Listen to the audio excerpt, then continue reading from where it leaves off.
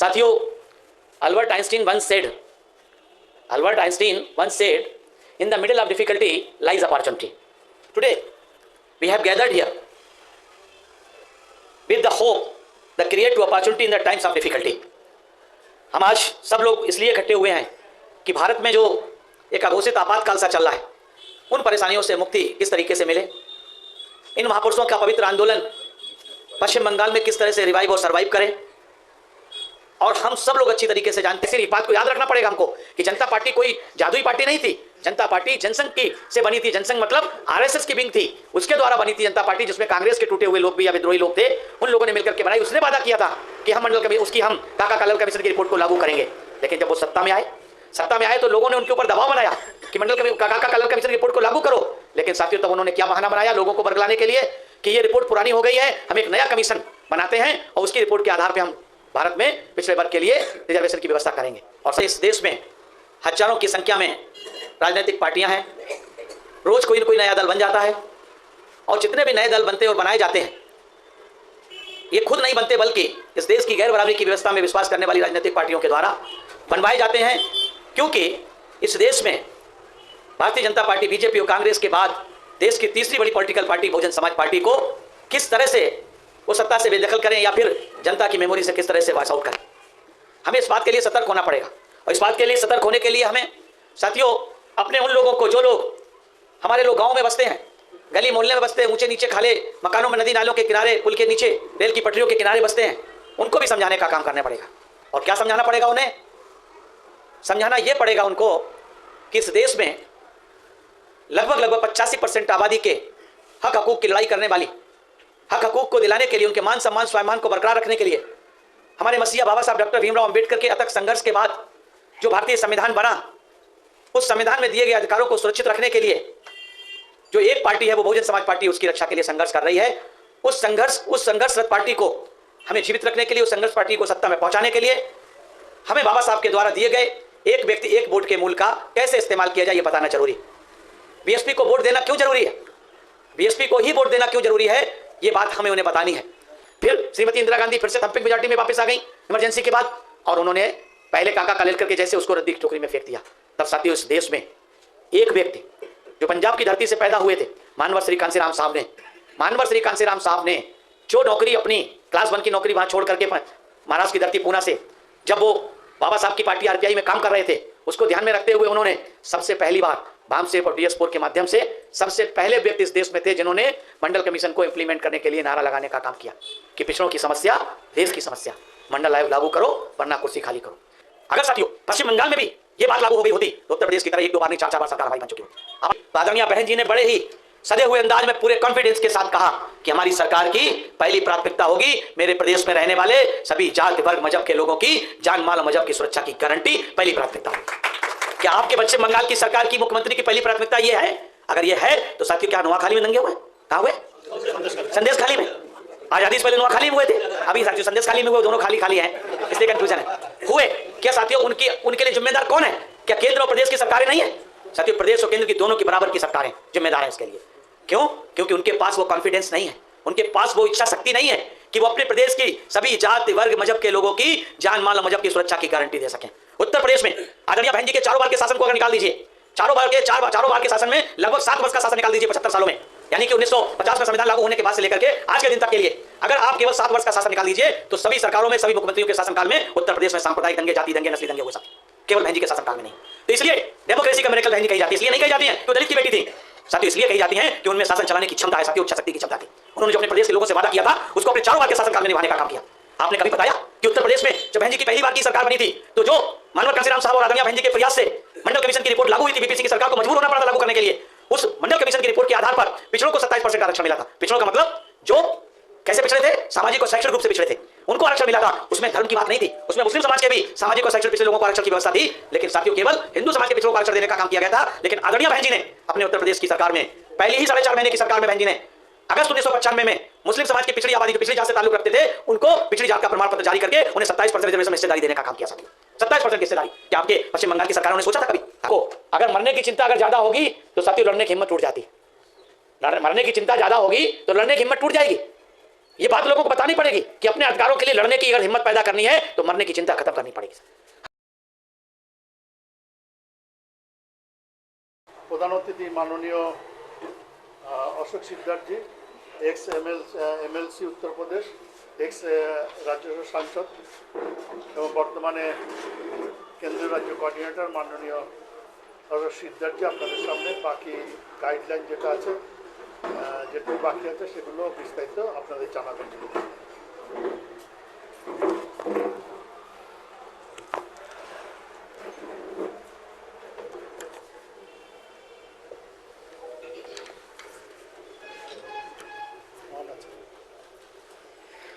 जय भीम। लंबा भाषण सुना तो थोड़ा गर्मी और जोश जरूरी है ना। सम्मानित साथियों, पश्चिम बंगाल प्रदेश की मासिक और महत्वपूर्ण बैठक में अपनी बात रखने से पहले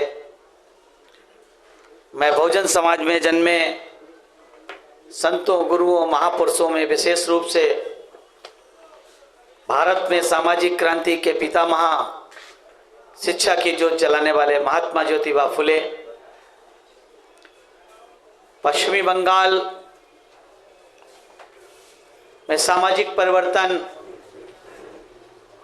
और शिक्षा के क्षेत्र में एक अग्रणी भूमिका निभाने वाले हरिचंद ठाकुर, गुरचंद ठाकुर जी,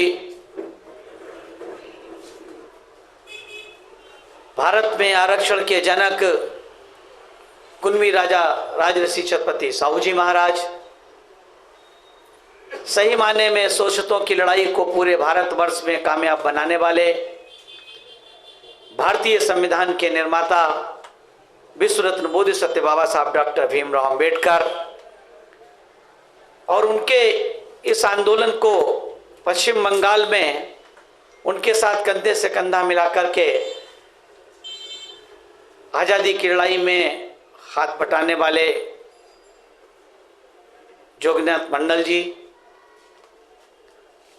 इन महापुरुषों के बाद इस समतामूलक समाज को स्थापित करने वाले पवित्र आंदोलन को भारत की बदली हुई परिस्थितियों में एक नई दिशा देने वाले बामसेफ, DS4, BRC और बहुजन समाज पार्टी के संस्थापक, इस सदी के महानायक मानवर श्री कांसीराम साहब के चरणों में श्रद्धा सुमन अर्पित करते हुए मैं बहुजन समाज पार्टी की राष्ट्रीय अध्यक्ष, आबादी के हिसाब से इस देश के सबसे बड़े सूबे उत्तर प्रदेश की चार बार लोकप्रिय, न्यायप्रिय, जनप्रिय मुख्यमंत्री रही, संसद की शेरनी परम आदरणीय बहन कुमारी मायावती जी को अपना आदर्श और प्रेरणा स्रोत मानते हुए उन्हें अपने हृदय की गहराइयों से कोटि कोटि आभार व्यक्त करता हूं।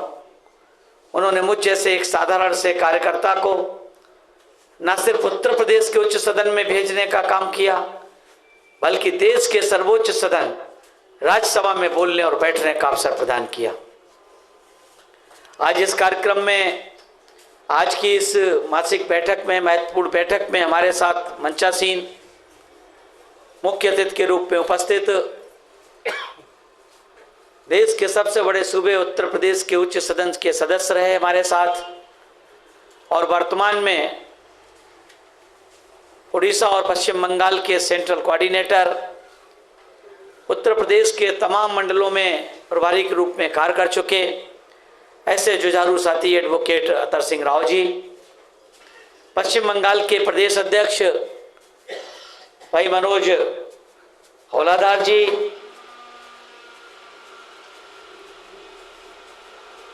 ज्योतिर्मय स्टेट कोऑर्डिनेटर ज्योतिर्मय राय जी, अचिंतो विश्वास जी, शुभो सिकदर जी, प्रणव हल्दर जी, ट्रेजरर कुमुद विश्वास जी, श्रीमती पुनीता राय जी, जिन्होंने इस आंदोलन के लिए 1 लाख का सहयोग भी देने का काम किया।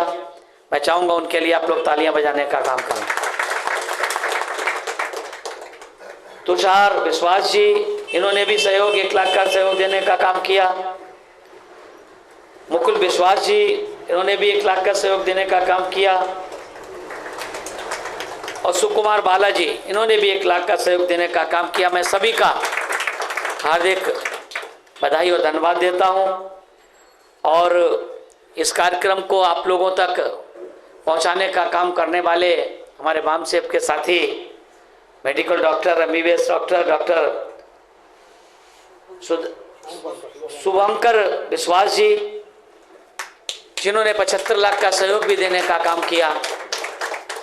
इसके साथ साथ आज अपना कीमती समय देने के लिए इस कार्यक्रम में उपस्थित हुए हमारे जिम्मेदार पदाधिकारी और पश्चिम बंगाल के जुझारू कार्यकर्तागण, आप सबका मैं अपने हृदय की गहराइयों से हार्दिक स्वागत, अभिनंदन और वंदन करता हूं।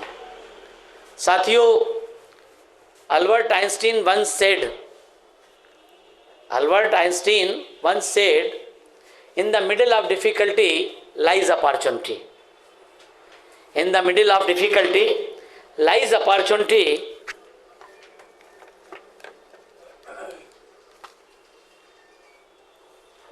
Today we have gathered here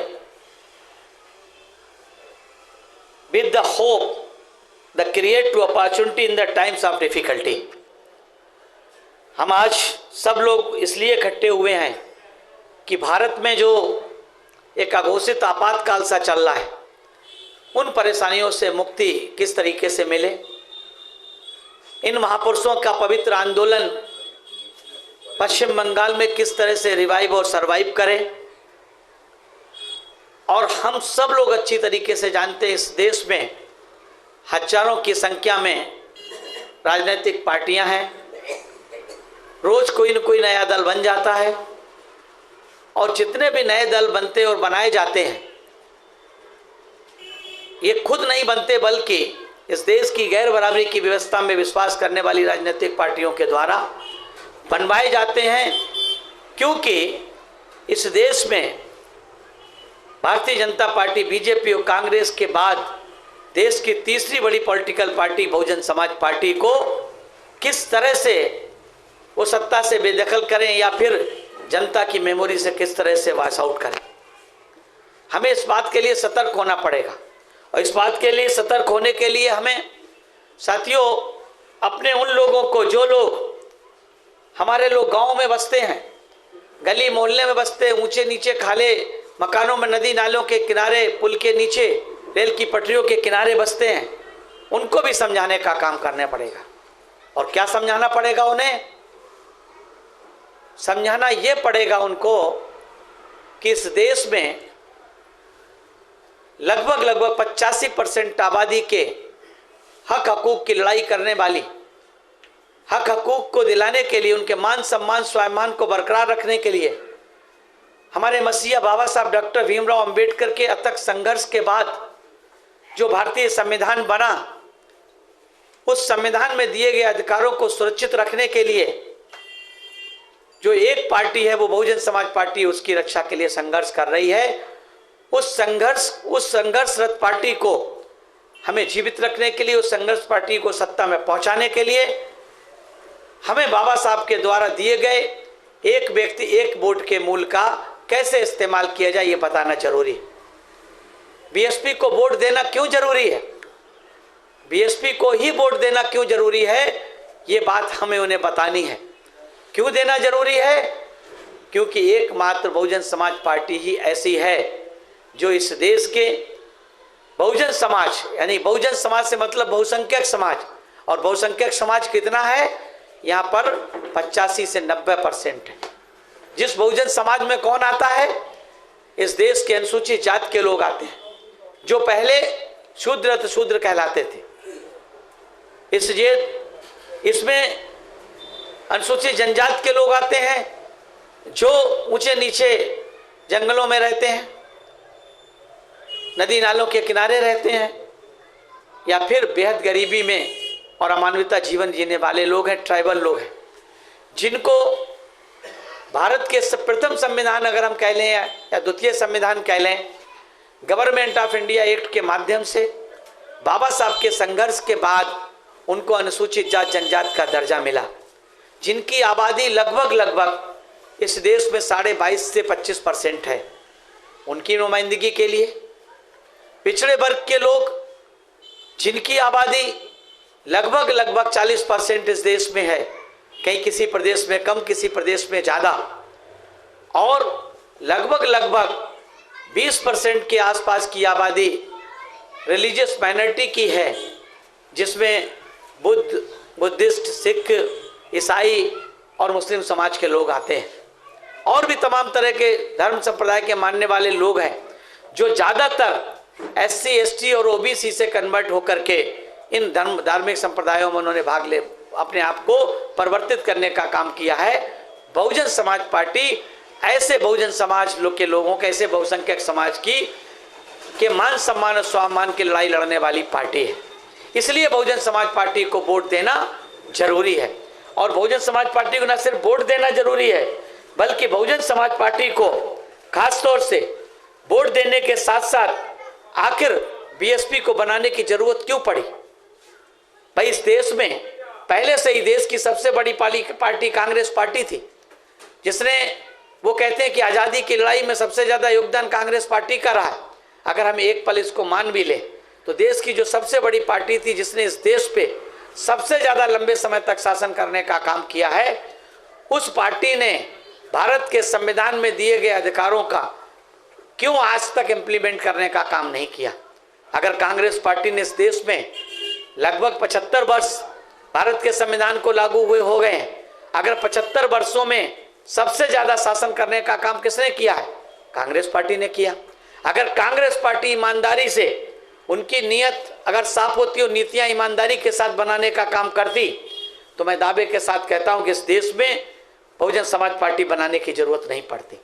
Bahujan Samaj party की बनाने की जरूरत तो तब पड़ी जब इस देश में लगभग 45 वर्ष आज़ादी को हो गए थे, और 45 वर्षों तक इस देश में बाबा साहब के बनाए संविधान में जो हक और अधिकार देने का काम बाबा साहब ने किया था, और ये सोच करके किया था, चाहे वो बराबर के वोट का अधिकार हो, एक व्यक्ति एक वोट के एक मूल्य का सिद्धांत, चाहे वो वोट हो, वो अधिकार हो, या फिर उस भारत के संविधान में सरकारी नौकरियों, शिक्षा में आरक्षण का अधिकार हो, या फिर इस देश में गैर बराबरी की व्यवस्था को समाप्त करने के लिए जो बड़ी संख्या में पिछड़े वर्ग के लोग हैं, उनको आयोग बनाकर के माध्यम से, कमीशन बनाकर के माध्यम से उनको चिन्हित करके उनको शिक्षा और सरकारी नौकरियों में हिस्सेदारी देने की बात हो, कांग्रेस पार्टी ने उसको करने का काम नहीं किया।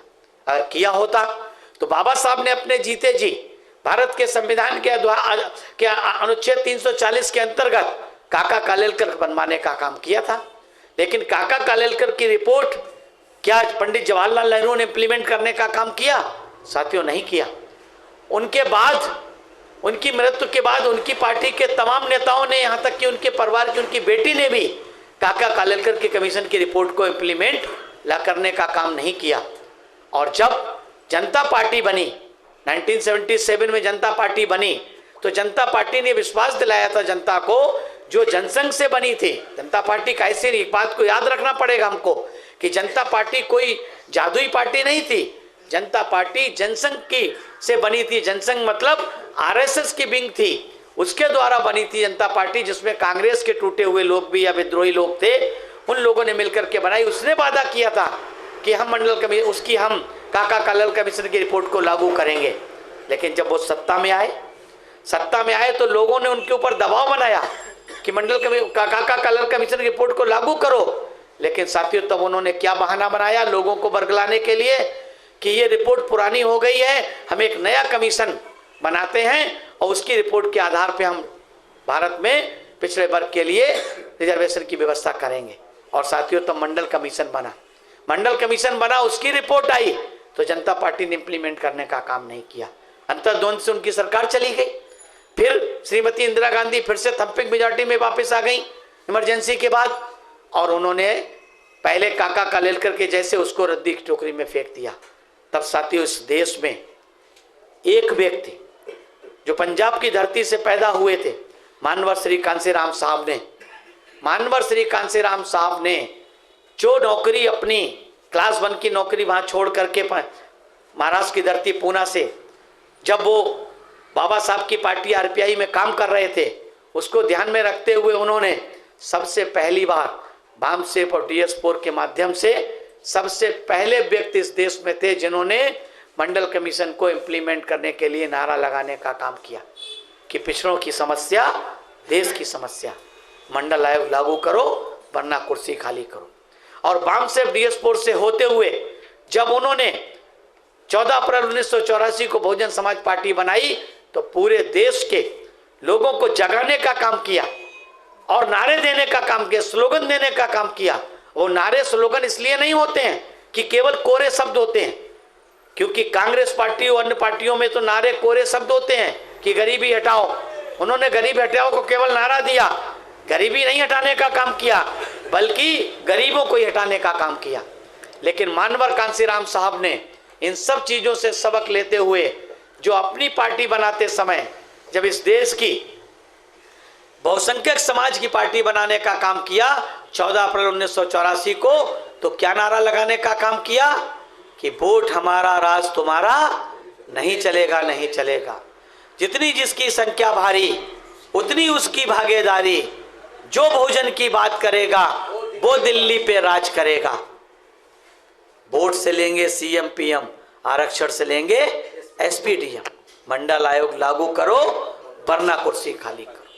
साथियों, ये वो नारे थे जो 14 अप्रैल 1984 को न सिर्फ बहुसंख्यक समाज के दिलों में वास कर रहे थे बल्कि उनके दिलों में उबाल मारने का भी काम कर रहे थे। लोगों की समझ में आई इन शब्दों के माध्यम से कि वोट हमारा राज तुम्हारा। उन्होंने समझाने का काम किया कि इस देश के 85% लोगों का वोट है। दुनिया में कोई ऐसा देश नहीं जो डेमोक्रेटिक कंट्री हो, दुनिया का कोई भी लोकतांत्रिक देश होगा तो वहां पर मेजॉरिटी रूल करती है, लेकिन भारत एकमात्र ऐसा पिकुलियर देश है, एक ऐसा विशेष देश है जहां पर माइनॉरिटी साथी मेजॉरिटी पे रूल करती है। यानी 15% 85 पे रूल करता, 85 15 पे नहीं करता है। जबकि दुनिया में अगर 55% वाला है तो 45 पे शासन करेगा, यहाँ तो 85 वाला के ऊपर 15% शासन कर रहा था। तो ये बात लोगों को दिलों में पहुंचाने के लिए क्या किसने नारा लगाया? मानवर साहब और उनकी टीम ने। और उस नारे को हकीकत में तब्दील करने के लिए, उसमें जान डालने के लिए मानवर कांसीराम साहब और उनकी टीम ने बड़ी मेहनत करने का काम किया। और साथियों, आज वो नारे हकीकत में तब्दील हो गए। BSP को क्यों जरूरी है? क्यों जरूरी? इसलिए कि वो BSP ने उन नारों को हकीकत में तब्दील किया। हकीकत में कैसे तब्दील किया कि देश के सबसे बड़े, आबादी के हिसाब से सबसे बड़े देश जो दुनिया के देशों में अगर गिनती उसकी शुमार की जाए, अगर उत्तर प्रदेश एक देश बन जाए तो दुनिया का 5वां या 6ठा आबादी के हिसाब से बड़ा देश होगा। साथियों, उस देश में उन्होंने लोगों को जगाने का काम किया, उस प्रदेश में लोगों को जगाने का काम किया, बताने का काम किया कि बाबा साहब ने हमें भारत के संविधान में बराबर के वोट का अधिकार दिया। 1 मैन 1 वोट 1 वोट 1 वैल्यू। जब ये नारा, जब ये अधिकार हमको बाबा साहब ने दिया है, राजा का वोट, रानी का वोट, रानी का वोट, मेहतरानी का वोट, राजा का वोट, फकीर का वोट, अमीर का वोट, गरीब का वोट, प्रधानमंत्री का वोट और चपरासी का वोट, दोनों की कीमत एक बराबर की है। जब एक बराबर की है तो डेमोक्रेसी में संख्या का महत्व होता है, नंबर की वैल्यू होती है, नंबर के आधार पे बोलता है। क्या कारण रहा? क्यों नहीं सत्तासीन हुए हम लोग? उसका एक ही कारण था, बाबा साहब ने जब वोट का अधिकार देते समय कहा था कि जिस दिन हमारे लोग इस वोट की ताकत को समझेंगे उस दिन वो इस देश के शासनकर्ता जमात बनेंगे। क्या बनेंगे? शासनकर्ता जमात बनेंगे।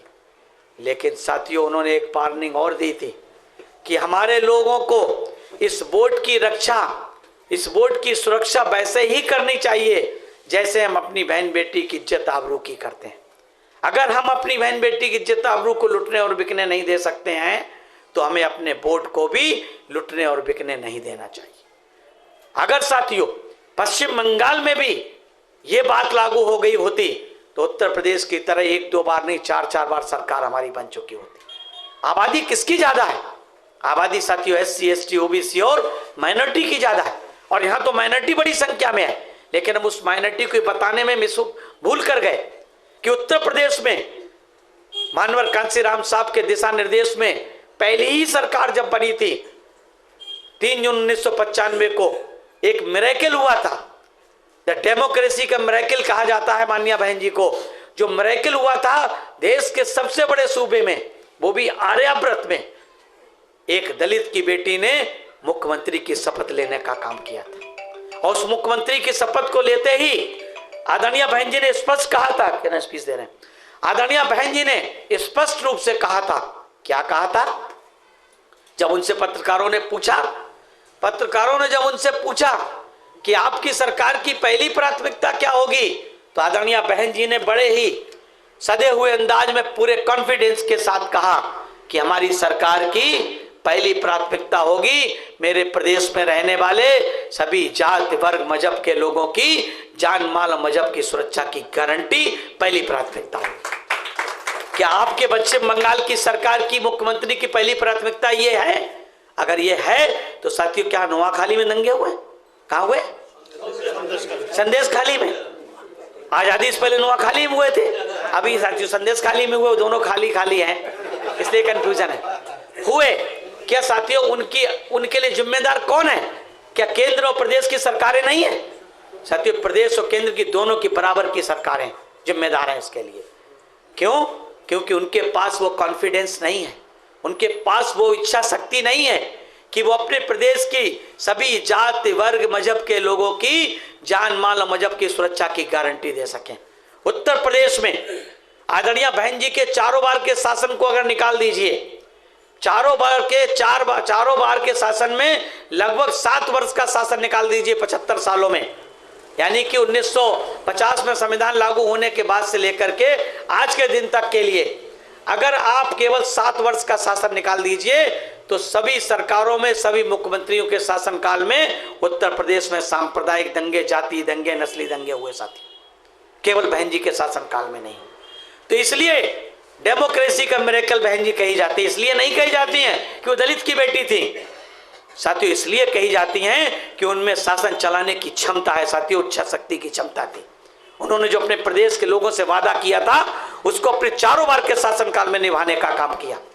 आपने कभी बताया कि उत्तर प्रदेश में जब बहन जी की पहली बार की सरकार बनी थी तो जो मानवर कांसीराम साहब और आदरणीय बहन जी के प्रयास से मंडल कमीशन की रिपोर्ट लागू हुई थी, बीपी सिंह की सरकार को मजबूर होना पड़ा था लागू करने के लिए। उस मंडल कमीशन की रिपोर्ट के आधार पर पिछड़ों को 27% आरक्षण मिला था।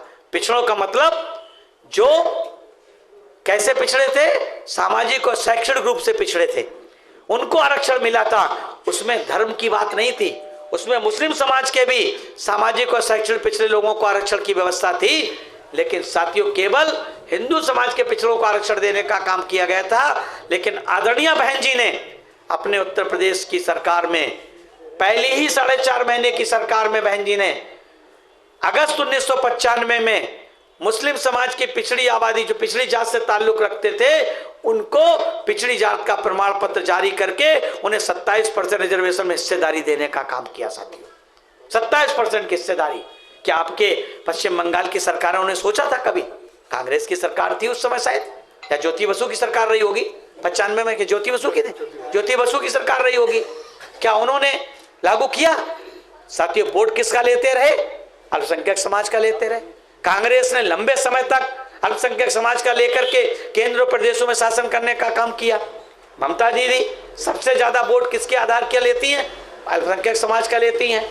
उनकी लड़ाई की बचाई की बात करती हैं, लेकिन क्या उनके मान सम्मान स्वाभिमान को बचाने की बात करती हैं? देती हैं।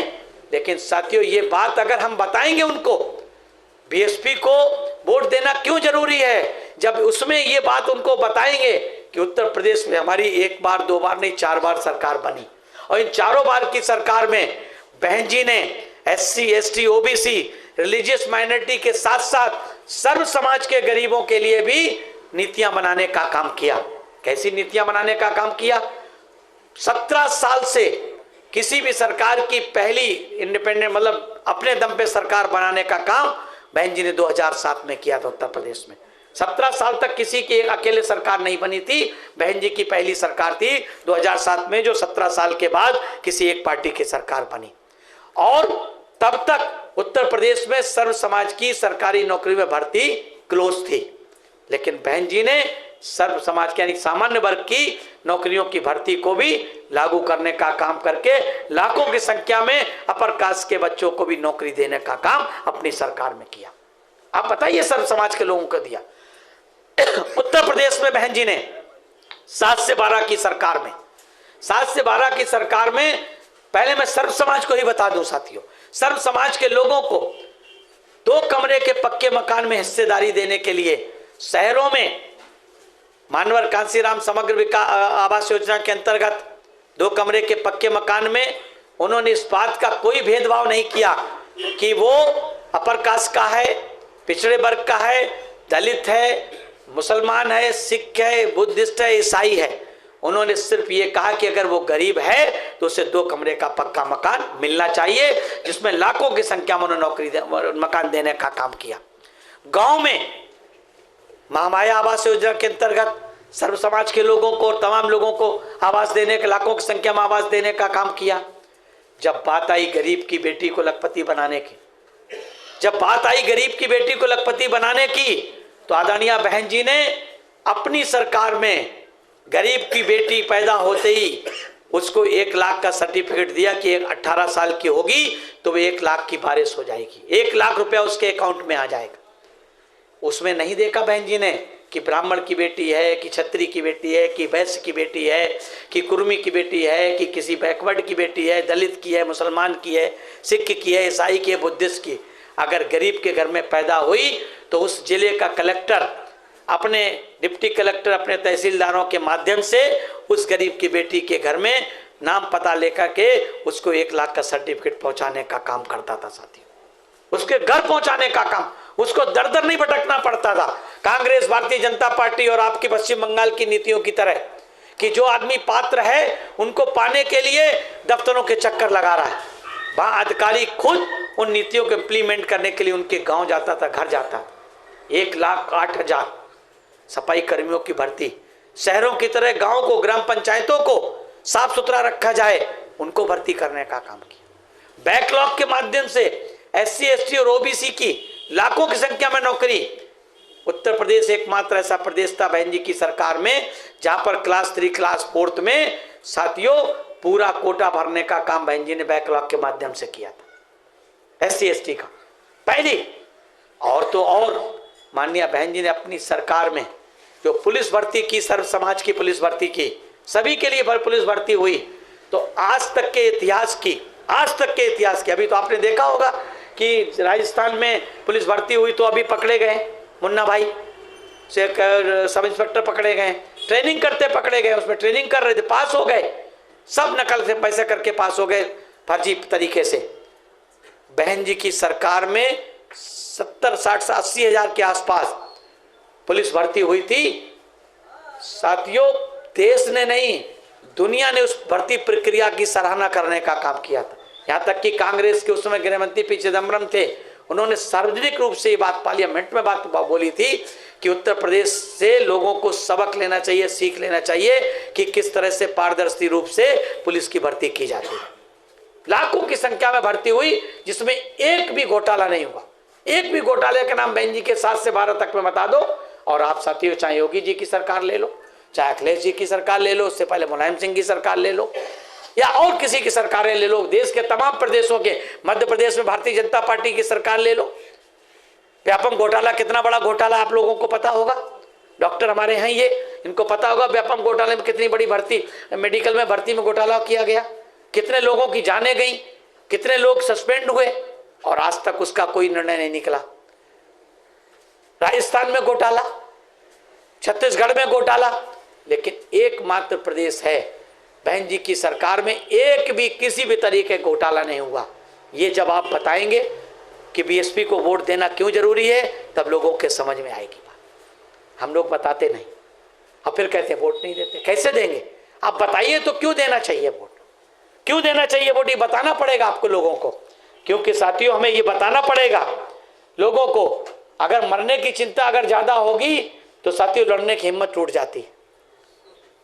मरने की चिंता ज्यादा होगी तो लड़ने की हिम्मत टूट जाएगी। ये बात लोगों को बतानी पड़ेगी कि अपने अधिकारों के लिए लड़ने की अगर हिम्मत पैदा करनी है तो मरने की चिंता खत्म करनी पड़ेगी। हमें ये डरना पड़े। आज कोई किसी से बातचीत चल रही थी मेरी यहीं पे, यही आपका ये ऑफिस में ऊपर, मुझे नहीं ध्यान आ रहा किससे बात हो रही थी। मैंने कहा कि भाई ऐसा क्यों नहीं, वहां पे क्यों नहीं ऐसा करना चाहिए, वहां पे जाना चाहिए दंगों में जहां भी हुए ना, संदेश खाली में। तो हमारे साथी कह रहे थे अरे वहां जाओ, अननेसेसरी वो टीएमसी वाले जो हैं वो झगड़ा करेंगे और मारपीट करेंगे। यानी कितना डर, ये डर कैसे दूर होगा साथियों? ये डर कैसे, भले हमारे लोग नहीं हैं, यहाँ हैं हमारे लोग, पहले तो सारी मानव जाति हमारी है। हमें तो तथागत बुद्ध ने मास्टर बताया कि समस्त मानव जाति हमारी है। हम लोग तो उस मूवमेंट के मानने वाले लोग हैं जिस मूवमेंट की शुरुआत आज से 2500-3000 वर्ष पूर्व तथागत बुद्ध ने की थी, इस देश में समतामूलक समाज स्थापित करने के लिए। तो अगर समतामूलक समाज स्थापित करने की बात है तो हमारे लोगों को वहां जाना चाहिए, पूछना चाहिए उनके दुख दर्द को। हम नहीं कहते उनके लिए धरना प्रदर्शन करना चाहिए, नहीं कहती बहन जी। बहन जी कहती हैं कि जो लोग अत्याचार अन्याय अत्याचार से पीड़ित हों उनके परिवार से मिलें, उनके दुख सुख को बांटें और उनकी कानूनी लड़ाई लड़ने का काम करें। उसके लिए सड़क पे लड़ने की जरूरत नहीं है। हम सड़क पे लड़ेंगे, हम लोग दंडता करेंगे, तब हमारे साथ कोई अन्याय अत्याचार करेगा ना। अगर हम उनकी बात को कानूनी लड़ाई लड़ेंगे तो क्यों आपके साथ करेगा कोई? इसलिए मेरा कहने का मतलब साथियों, लड़ने की हिम्मत पैदा करनी पड़ेगी तो मरने की चिंता छोड़नी पड़ेगी साथियों। बीएसपी को वोट देना इसलिए जरूरी है। हम जब तक ये समझाने का काम नहीं करेंगे कि आखिर बीएसपी को वोट ही देना जरूरी नहीं है, बीएसपी को आर्थिक सहायता भी देना जरूरी है। जैसा कि हमारे भाई ने, मैं उसको दोबारा नहीं दोहराऊंगा, हमारे भाई एडवोकेट अतर सिंह जी ने बताया आपको कि बीएसपी को वोट पैसा आर्थिक मदद क्यों जरूरी है।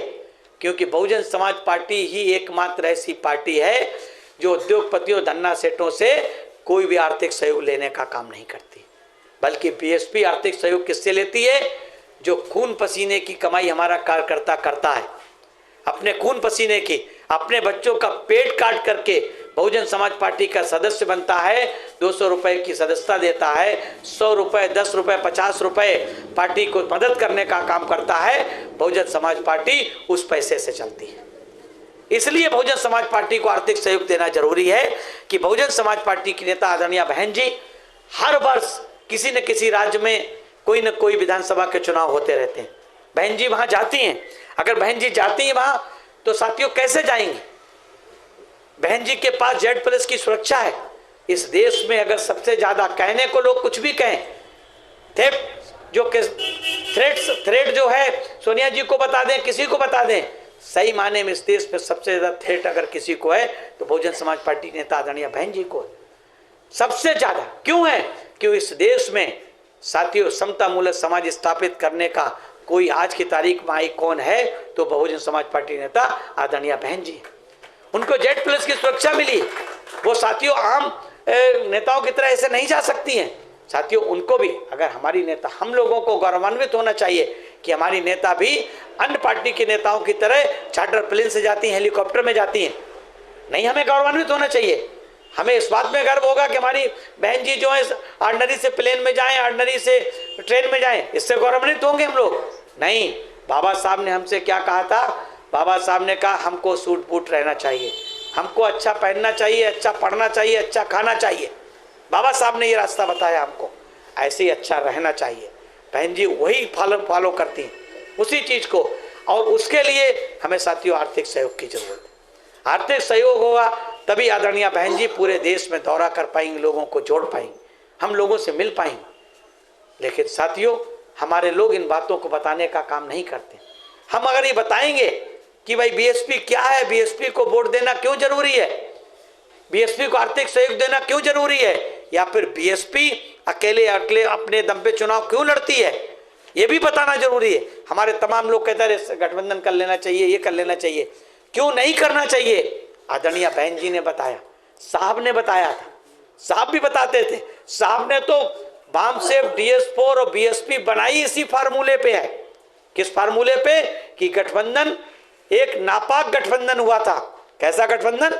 नापाक, अनजस्टिस गठबंधन हुआ था। कैसा अनजस्टिस था? 521 पार्लियामेंट सीट हुआ करती थी लोकसभा की 1971 से पहले, 1971 तक। कितनी? 521 सीट में कांग्रेस और आरपीआई के साथ गठबंधन हुआ। कहाँ हुआ? पूना के संत घाट के धर्मशाला में। कांग्रेस के लीडर मोहन धारिया और आरपीआई के लीडर दादा साहब गायकवाड़, दोनों लोगों ने बंद कमरे में समझौता किया और बाहर हाथ में हाथ डाल करके हंसी हंसी बाहर आए और ये कहा कि जो समझौता, जो गठबंधन, जो युति, मराठी में युति, जो युति बाबा साहब और गांधी जी के रहते हुए जो गठबंधन, दो विचारधाराओं का गठबंधन नहीं हो पाया, ये मामूली गठबंधन नहीं है बल्कि दो विचारधाराओं का गठबंधन है, एक गांधीज्म, एक अम्बेडकरिज्म। और गठबंधन क्या हुआ? 521 पार्लियामेंट सीट में से एक सीट पे अंबेडकर लड़ेंगे और 520 पे गांधी जी लड़ेंगे। मानवर कांसीराम साहब उस धर्मशाला के बाहर थे। उन्होंने कहा ये तो अन्याय है। बाबा साहब ने तो कहा था कि जाओ अपनी दीवारों पे लिख दो कि तुम एक ना एक दिन इस देश के हुक्मरान समाज बनोगे। मानवर साहब ने कहा कि अगर हम मान लें कि एक सीट जीत भी जाएगी आरपीआई, तो एक सीट से हम हुक्मरान समाज कैसे बनेंगे? हुक्मरान तो तब बनेंगे जब मेजॉरिटी में ज्यादा से ज्यादा सीटें लड़ने का काम करेंगे। तो उस गठबंधन के विरोध में मानवर कांसीराम साहब ने उसी 1971 में पहले कुछ 50-60 कर्मचारियों को इकट्ठा करके बामसेब बनाया। फिर 6 महीने के बाद मीटिंग की, 1000 कर्मचारियों को इकट्ठा किया। पहले तो पूना लेवल पे उन्होंने SC ST कर्मचारियों के गठबंधन, एक एसोसिएशन बनाया। फिर 6 महीने के बाद उन्होंने एक मीटिंग की, उसमें 1000 लोगों को इकट्ठा करके उन्होंने ये फैसला किया कि हमें एक ऐसा ऑर्गेनाइजेशन बनाना चाहिए जो नॉन पॉलिटिकल हो, नॉन एजुकेशनल हो और नॉन रिलीजियस हो। तो साथियों उसमें हुआ केवल बामसेब बने, बैकवर्ड एंड माइनॉरिटी बने। फिर मानवर साहब ने 6 दिसंबर 1973 को दिल्ली के पंचकोनिया हॉल में बैठ करके परिकल्पना की कि भाई आखिर गठबंधन कैसा हो ऑल इंडिया लेवल का। तो उन्होंने कहा कि एक ऑल इंडिया लेवल का गठबंधन हो जो backward and minorities communities employees federation हो, और वो कैसा हो? पे बैक टू सोसाइटी। किसके आधार पे हो? The base on pay back to society, go back to society, see back to society, इस आधार पे हो।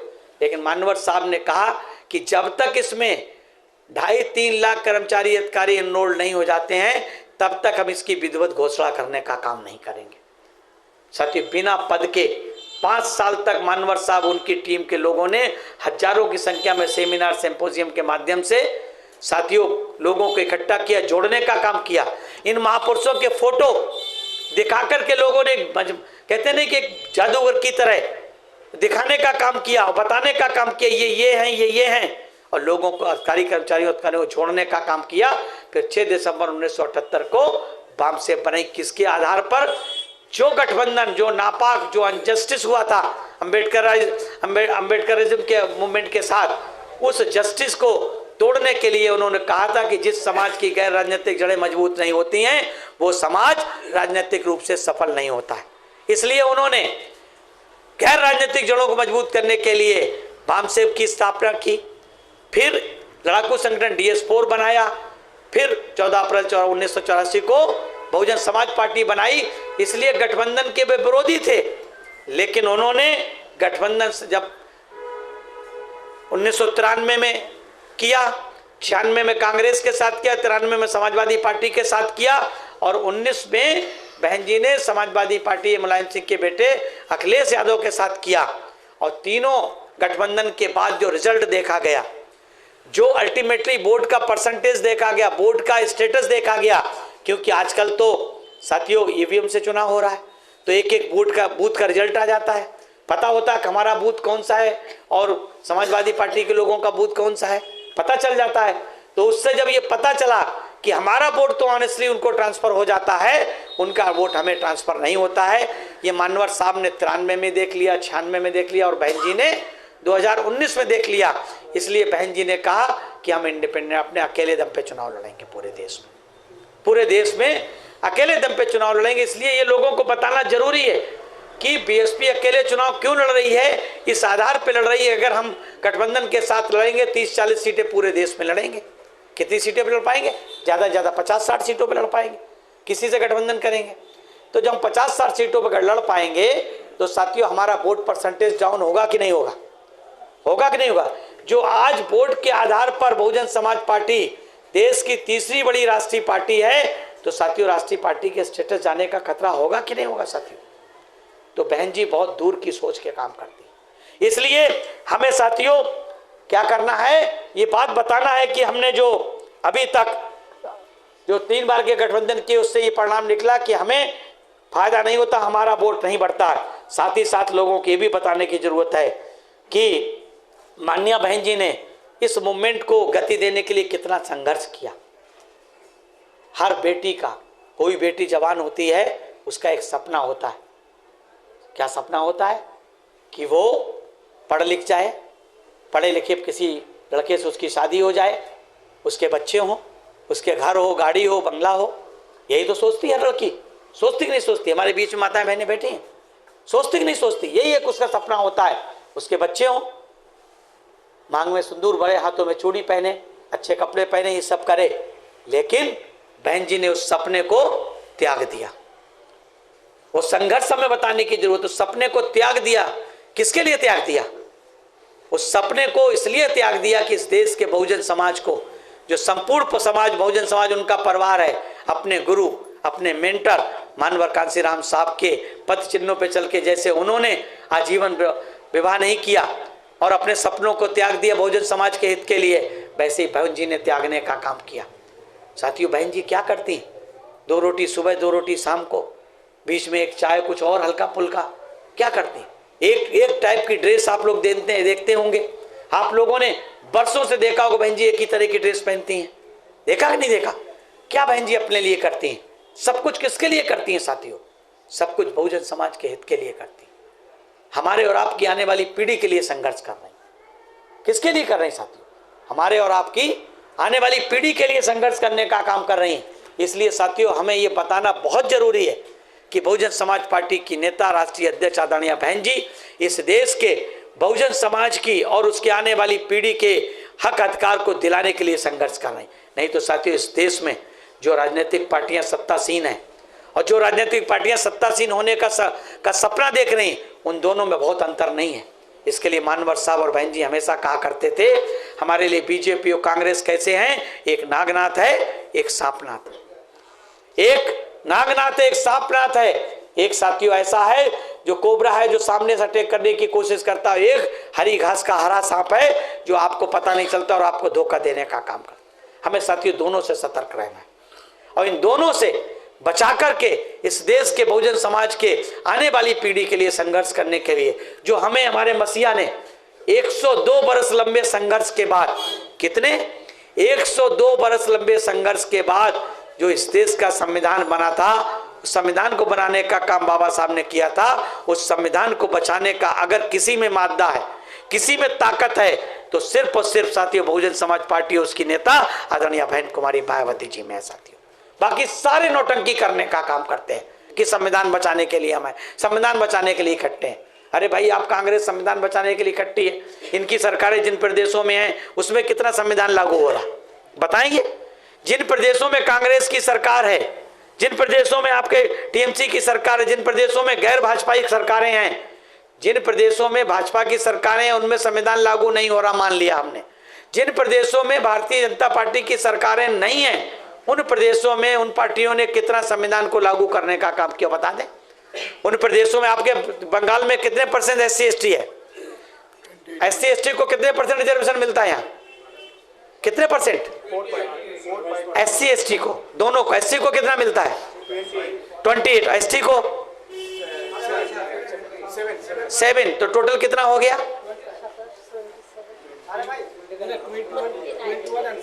21 and 7 भाई, ऐसे 21 and 7, 21% मिलता है SC को, 7% मिलता है ST को। मैं आप लोगों से पूछना चाहता हूं, क्या 21 और 7% आपकी सरकार ने आपको लागू किया है? क्लास 2 छोड़ दीजिए, क्लास 4 में भी लागू है? ये साथियों मैं नहीं कह रहा हूं, ये साथियों आपके यहाँ की रिपोर्ट कह रही है। रिपोर्ट देख लीजिए।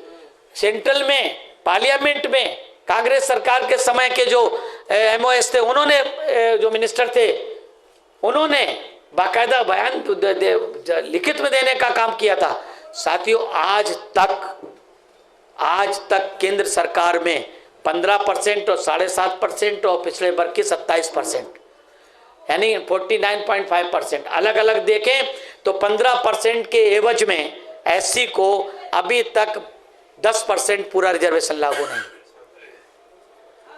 ST को 7.5% के एवज में 3-3.5% लागू है केवल, और 27% के बदले तो साथियों आधा भी लागू नहीं है।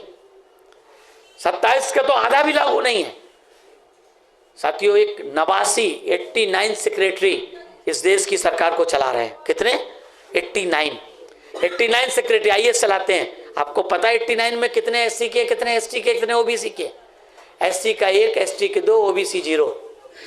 OBC 0 और OBC के लोग भगवान के नाम पे जय श्री राम का नारा लगा रहे हैं। लगा रहे नहीं लगा रहे? सबसे ज्यादा कांवड़ ले जाने वाला कौन है साथियों? पिछड़ी जात के लोग। सबसे ज्यादा यात्रा पे जाने वाले कौन है? पिछड़ी जात के लोग।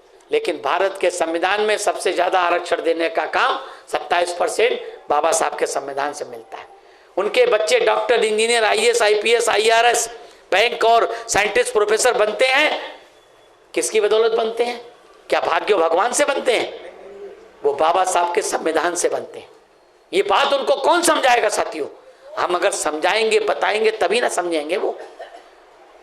तो इसलिए हमें इस संविधान बचाने वाले नाटकखोरों से भी होशियार है। जितना हमें होशियार सत्ता पक्ष भारतीय जनता पार्टी से रहना है इस चुनाव में, उससे ज्यादा होशियार इस संविधान बचाओ की नाटक करने वाली पार्टियों से भी रहना साथियों।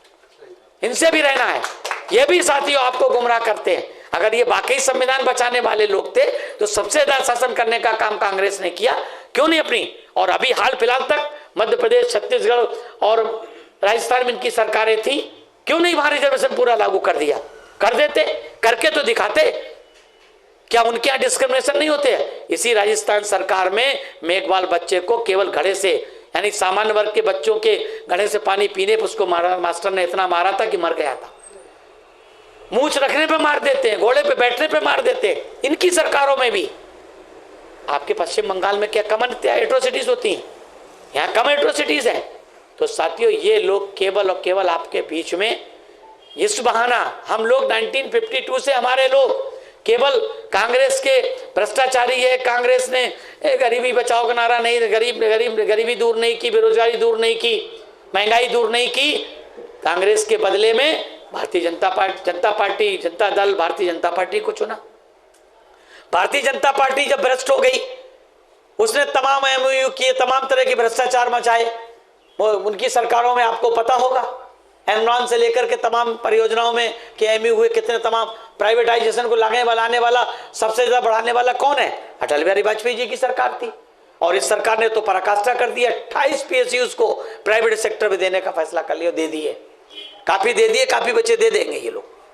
तो प्राइवेट, तो इन लोगों ने, तो ये साथियों कौन है साथियों? इन्होंने क्या किया भाई? उन्होंने भी अपने सबसे लंबे शासन में भी हमारे ऊपर अन्याय अत्याचार नहीं रोके, हमारे अधिकारों को नहीं देने का काम किया, और हमने उनके बदले में इनको बिठाया, इन्होंने भी नहीं किया। अब ये फिर नहीं कर रहे हैं। 10 साल से ये सत्ता में है। इन्होंने वादा किया था 2 करोड़ रोजगार प्रतिवर्ष देंगे, नहीं दिए। 20 करोड़ बनते हैं, 20 करोड़ तो देने की बात छोड़ दो, करोड़ों रोजगार इन्होंने छीन लेने का काम और कर दिया। इन्होंने कहा था 15 से 20 लाख रुपए आपके खाते में आए, आज तक 15 रुपए भी किसी खाते में नहीं आए वो तो बताइए। इन्होंने कहा था कि 2 कमरे का पक्का मकान हर व्यक्ति को देंगे जो व्यक्ति नदी नाले के किनारे रहता हो, जो झुग्गी झोपड़ी में रहता हो, रेलवे पटरी पुल के नीचे रहता हो, जिसके ऊपर छत नहीं है, उसको छत देने का काम मोदी सरकार की गारंटी है। 2022 तक के लिए गारंटी थी, 24 आ गई साथियों, अभी तक हुआ है?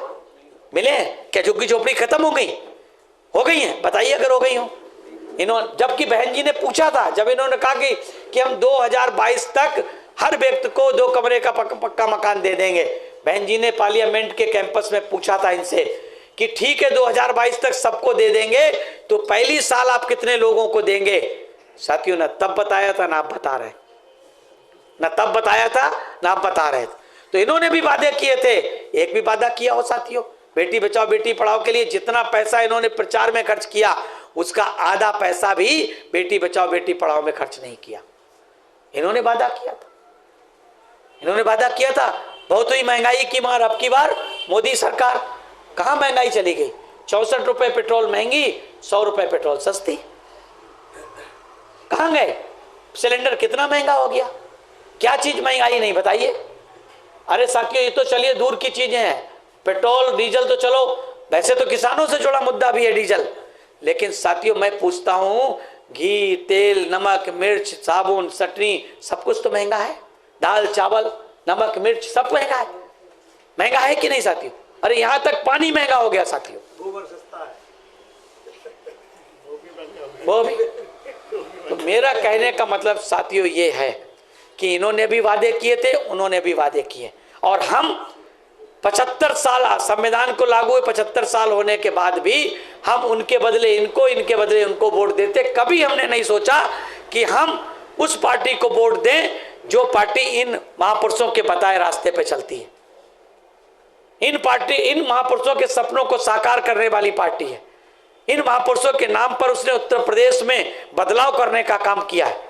अगर हम ये बात बताने का काम करेंगे तो दोस्तों मैं दावे के साथ कहता हूं कि पश्चिम बंगाल में इस बार भी साथियों मिरेकल होगा, जैसे 3 जून 1995 को मिरेकल हुआ था साथियों। वही अजूबा होगा, वही जादू हो सकता है अगर आप लोग ईमानदारी निष्ठा के साथ जनता को ये बात समझाने में सफल हो जाए। इसलिए साथियों मेरा आप लोगों से निवेदन और गुजारिश है कि खास तौर से साथियों आप लोग जो हिम्मत की बात करते हैं, तो मैं आपको साथियों यही बात आपको कह जाऊंगा कि खास तौर से एक कहावत है ना कि सोचने से कहाँ मिलते हैं तमन्नाओं के शहर, सोचने से कहाँ मिलते हैं तमन्नाओं के शहर, चलना भी जरूरी है मंजिल पाने के लिए। जब तक आप चलेंगे नहीं तो कहाँ मिलेंगे? हम सोचेंगे खाली कैसे मिलेंगे साथियों, हैं? सफर में मुश्किलें आए तो जरूरत और बढ़ती है, सफर में मुश्किलें आए तो जरूरत और बढ़ती है। कोई जब रास्ता रोके तो हिम्मत और बढ़ती है, कोई जब रास्ता रोके तो हिम्मत और बढ़ती है। इसलिए साथियों हिम्मत और बढ़ाने की जरूरत है। लाख रास्ता ये देश के मनुवादी आपका रास्ता रोकने की कोशिश करें, जितना ये रास्ता रोकने का काम करेंगे आपकी हिम्मत और बढ़ती रहनी चाहिए। इन्हीं शब्दों के साथ साथियों कि ये बात आप कहें जरूर कि कौन सी बात कहाँ और कैसे कही जाती है, कौन सी बात कहाँ और कैसे कही जाती है, ये सलीका हो तो हर बात सुनी जाती है। कौन सी बात कहाँ और कैसे कही जाती है, ये सलीका हो तो हर बात सुनी जाती है, हर बात सुनी जाती है। अगर आप ये तरीका जानेंगे कि हमने उत्तर प्रदेश में बहन जी ने ये करके दिखाया, इस सलीके से बताने का काम करेंगे, आपकी बात सुनेंगे, उस पर अमल करने का काम करेंगे। इस आशा विश्वास के साथ आप इस काम को आगे बढ़ाने का काम करेंगे, बिगड़ी बात को बनाने का काम करेंगे। मैं अपनी वाणी को विराम देता हूँ। जय भीम, जय भारत, जय बहुजन समाज। আমাদের যে মান্থলি যে হিসাবটা, মান্থলি হিসাব সেটা আমাদের ক্যাশিয়ার গত মাসের কালেকশন আর খরচা আর এই মাসের কে কে দিয়েছে সেটা বলে দিচ্ছে। যথেষ্ট যদি আমাদের সমাজ বছরে একদিন না খেয়ে থাকে, সেই পয়সা যদি আমরা পার্টিকে দেই তাহলে সে আমাদের সমাজ যখন তৈরি হবে। সুতরাং আমরা যদি কিছু স্যাক্রিফাইস করি এবং জেলার যার দায়িত্বে আছে এবং আমাদের যারা পদাধিকারী তারা যাতে মান্থলি আমাদের কালেকশন ঠিক মতন দেন, সেই আবেদন আপনাদের কাছে রাখছি এবং সবার কাছে রাখছি। আর আমাদের যিনি মারা গেছেন আপনারা অনেকে ছিলেন, আমি তো ছিলাম না, আমার মিটিং ছিল জলপাইগুড়িতে, আমি হসপিটালে গিয়েছিলাম। তারপরে হসপিটালে 12 তারিখ গিয়েছিলাম, উনি 9 তারিখে রাত্রে অ্যাক্সিডেন্ট হয়েছে, তাই তো 9 তারিখ রাত্রে অ্যাক্সিডেন্ট হয়েছিল আপনার সোনামুখীর কাছে মোটর সাইকেলে। তো 10 তারিখে মানে ক্যালকাটা মেডিকেলে ভর্তি করে তারপর আমরিতে নিয়ে আসে। তা আমি তখন আমাদের কোঅর্ডিনেটর সাহেব প্রোগ্রাম ছিল, যেতে পারিনি, আমরা যেতে পারিনি, দুজনে যেতে পারিনি। 12 তারিখে আমি গেছিলাম, দেখে সেখানে কথা বলেছি, ডাক্তারের সাথেও কথা বলেছি। তা ডাক্তার তখন এই বলে দিয়েছে নেগেটিভ আমাকে। তারপর আমি ওই দিনকে চলে গেছি জলপাইগুড়ি, ওদিকে প্রোগ্রাম ছিল আমার কালেকশনের প্রোগ্রাম। 4-5 দিনে চলে গেছি। তো ওখান থেকে টেলিফোনে আমি তুষার বিশ্বাস এবং শুভরে বলেছিলাম যদি ওনার মৃতদেহ, কারণ ডাক্তার তো আমাকে বলে দিয়ে গেছিলো, তখন ডিক্লেয়ার করেনি কিন্তু বলেছে যে নেগেটিভ 100%, ওনার ব্রেন ডেড হয়ে গেছে। এখন ওনাকে রাখা হয়েছে, ওনার যে অঙ্গ দান করেছে সেই অঙ্গটা তো দান করেছে সেগুলো যাতে লোকেরা পায়, চোখ, কিডনি, হার্ট, সেই জন্য রাখা আছে, কিন্তু ব্রেন ডেড। তো আমি এদের সাথে কথা বলেছি, আমি তো নেই, তোমরা যদি পারো তাহলে ওনাদের পরিবারের সাথে, ওয়াইফের সাথে কথা বলে অফিসে যদি আনতে পারো, মরদে আমাদের সাধারণ সম্পাদক, তো ওনাদের ওয়াইফ, এদের কথা, শুভ এবং তুষারকান্তি বিশ্বাসের কথা, ওনার ওয়াইফ এবং মেয়েরা, 2 মেয়ে তার বিবাহিত, তারা রেখেছে, জামাইরে রেখেছে, অফিসে এসেছিল। সুতরাং তিনি মারা গেছেন, তা মারা যাওয়ার কথা না, সবাই চিনতেন, এর আগের মিটিংয়ে এসছে, 6 তারিখে মিটিংয়ে নিয়ে এসেছিলেন, 9 তারিখের ঘটনা। উনি আমাদের এই বছর না, এর আগে প্রতি বছরে প্রায় 1 লাখ টাকা কালেকশন দিত নিজে, এবং তার পরে মানে অন্য কালেকশন দিত। তো এইবার সেটা দিতে পারিনি, তার আগে আমাদের চলে গেছেন। তো তার জন্য আমরা 1 মিনিট নীরবতা পালন করব।